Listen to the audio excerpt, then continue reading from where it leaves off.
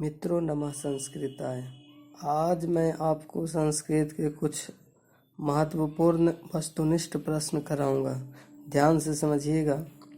तो पहला क्वेश्चन है कि उपनिषद किस शास्त्र के सिद्धांतों को प्रकट करता है? तो इसका सही जवाब है मित्रों दर्शन शास्त्र। सत्यमेव जयते किस उपनिषद में है? तो इसका जो सही जवाब है मित्रों वो है मुंडकोपनिषद। तीसरा है मित्रों कि किस गुफा में आत्मा निहित है? तो जीवों के शरीर रूपी गुफा में। जीवों के शरीर रूपी गुफा में। कौमुदी महोत्सव कब मनाया जाता था? तो कौमुदी महोत्सव मनाया जाता था बाबू शरद ऋतु में। उसके बाद देखते हैं कि सिखों के 10वें गुरु गोविंद सिंह का जन्म स्थान कहाँ है? तो ये है आपके पटना जिला में। एशिया महादेश का सबसे लंबा पुल किस नदी पर बना है? तो ये आपका है गंगा। मुद्रा राक्षस ग्रंथ में किस शहर की प्राचीनता का संकेत है? तो ये है पाटलिपुत्र का। अपनी रचना काव्य मीमांसा में पाटलिपुत्र की प्राचीन संस्कृति परंपरा का उल्लेख किसने किया है? तो ये किए हैं राजशेखर। शिव जोड़ उपासक की संधि क्या होगी? शिव जोड़ उपासक अगर देखा जाए बाबू तो इसको तोड़ के समझाएं तो लंबा वीडियो बन जाएगा। ये चलते हम संधि विच्छेद का एक अलग ही वीडियो बनाऊंगा, उसमें मैं आपको बताऊंगा। अभी केवल आंसर जान लीजिए कि शिव जोड़ उपासक शिवोपासक होता है और ये आपका हो जाएगा, ये आपका इसका सही आंसर हो जाएगा ऑप्शन नंबर ए। फिर है महानगरम में कौन सा समास है? तो समास का भी मैं एक अलग से वीडियो बना दूंगा। इसके लिए आप अभी केवल आंसर जान लीजिए कि महानगरम में कौन सा समास है? तो वो कर्मधारय समास है। फिर है प्राचीनतम में कौन सा उपसर्ग है?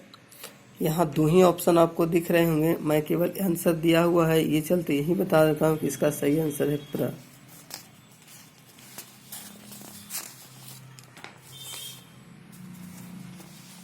चलिए आगे देखते हैं। देखिए दो ऑप्शन ई पट्टी था लेकिन गलत है, ये दोनों आंसर। इसका सही आंसर मतलब ऊपट्टी वाला है। ध्यान से देखिएगा, मेरी हाथ कुछ हिल रही है क्योंकि मैंने बहुत करीब से वीडियो खींच कर आपके सामने लाया हूँ। सदैव में किन किन वर्णों की संधि हुई है? तो जैसा कि देखा जाए कि ये संधि है तो सदैव में अभी केवल आंसर बता देता हूँ, आ जोड़ ए। बिना के योग में कौन सी विभक्ति होती है? तो ये तृतीया होती है बाबू। धार्य ऋतुमरना सूत्र का उदाहरण वाक्य कौन है? तो उधार लेना कर्ज लेना, तो इसका सही उदाहरण है ऑप्शन नंबर सी कि दिनेशः सुरेशाय सत्यम धार्यति। दिनेश जो है सुरेश से 100 रुपया धारण करता है, उधार लेता है या कर्ज लेता है। मुनि शब्द की तृतीया बहुवचन में क्या होगा? तो इसका सही आंसर होगा मुनि भी। पीवती किस धातु का रूप है? तो पीवती का मूल धातु जो होता है बाबू पा होता है। साधव किस विभक्ति का रूप है? तो साधव में सप्तमी विभक्ति लगाई गई है।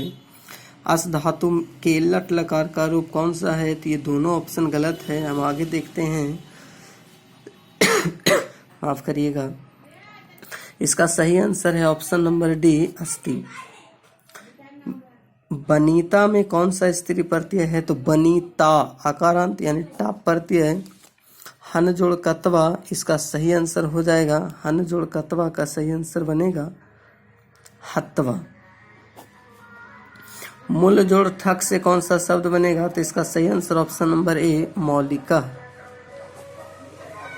लोट लकार उत्तम पुरुष एक वचन का रूप कौन सा है? तो लोट लकार उत्तम पुरुष के एक वचन तपानी, क्योंकि आनी होता है बाबू, ध्यान दीजिएगा। पीतम शब्द का पीतम इस पद का प्राकृतिक प्रत्यय क्यों होगा? तो ये पीतम नपुंसक लिंग अंत में मत दिया हुआ है, तो इसका जो सही आंसर होगा पा जोड़ सत्री प्रत्यय। किस शब्द में दा प्रत्यय है? तो आपको पता चला होगा कि एकदा में ही एक दा प्रत्यय है। धर्मांतरम में का सही संधि विच्छेद क्या है? तो इसका सही आंसर इसे 2 ऑप्शन में दे दिया गया है, धर्म जोड़ अंतरम, ऑप्शन नंबर ए। ये दोनों ऑप्शन सही नहीं था। फिर कह रहा है आपका क्वेश्चन नंबर 26 कि किस पद में अव्ययी भाव समास है? तो अव्ययी भाव समास यथाशक्ति में। आलसियों को प्रतिदिन इच्छा भोजन कौन दिलाते थे? तो आपको पता ही होगा, अगर चैप्टर 3 पढ़े होंगे अलस कथा, तो ये वीरेश्वर दिलाते थे। तक्यर्ते यदस्मिन् गृहे अगली लग्नो अस्ति, ये आपने पढ़ा होगा आलसियों के ही बारे में कि लगता है कि इस घर में आग लगी है। ये दूसरे व्यक्ति ने कहा था, ये आपको याद ही होगा। तो दूसरे आलसी की यहाँ जिक्र की गई है। स्त्रियों का रक्षक कौन है?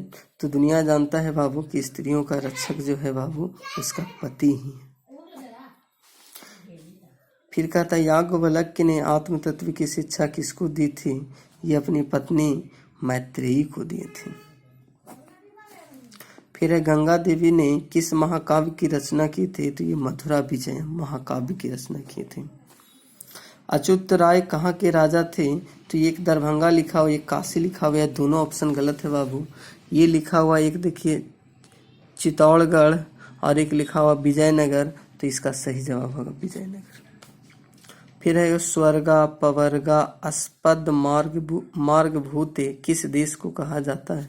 तो ये हमारा अपना देश है भारतवर्ष। सीमांतोन्नयन किस संस्कार के अंतर्गत आता है? तो सीमांतोन्नयन संस्कार जन्म पूर्व संस्कार के अंतर्गत आता है। तो ऑप्शन नंबर हमारा बी हो जाएगा। शैशव संस्कार कितने होते हैं? तो शैशव संस्कार हम लोग जानते हैं कि इसका शैशव संस्कार जो होता है बाबू 6 होता है। कन्यादान किस संस्कार में होता है? तो कन्यादान होता है बाबू विवाह संस्कार में, ये आपको पता ही होगा। फिर नीति श्लोका पाठ के आधार पर अविश्वासी पर विश्वास कौन करता है? तो ये करता है वह अधम यानी नीच व्यक्ति जो होता है वही विश्वास करता है। उसके बाद है सुखवाहा क्या है? यानी सुखवाहा सुख की प्राप्ति किससे होगी? तो ये होगा अहिंसा से बाबू। अहिंसा ही है जो सुख प्रदान करता है। फिर मनोहर में कौन से संधि है? मनः जोड़ हरा होता है बाबू, इसलिए विसर्ग संधि है। ऑप्शन इसमें नहीं दिया है, इसलिए पहले देखते हैं। ऑप्शन है आपका सी, तो ये सही इसका आंसर हो जाएगा विसर्ग संधि। 40 को देखिए कि किस शब्द में प्रति उपसर्ग नहीं है? किस शब्द में प्रति उपसर्ग नहीं है? तो प्रति उपसर्ग नहीं की बात आ रहा है।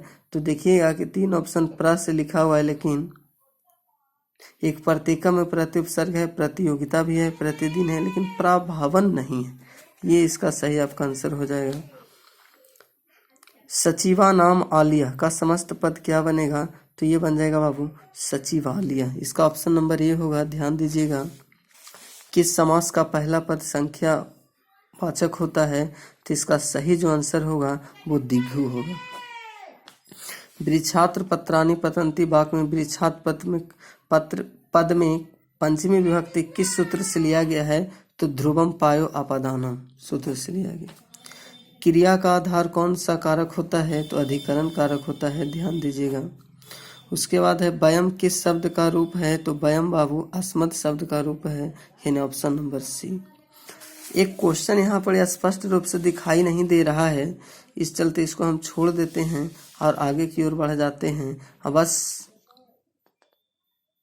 ये जो क्वेश्चन कुछ है इसको हम अगले वीडियो में कराएंगे, इतना ही आज रहने दीजिए।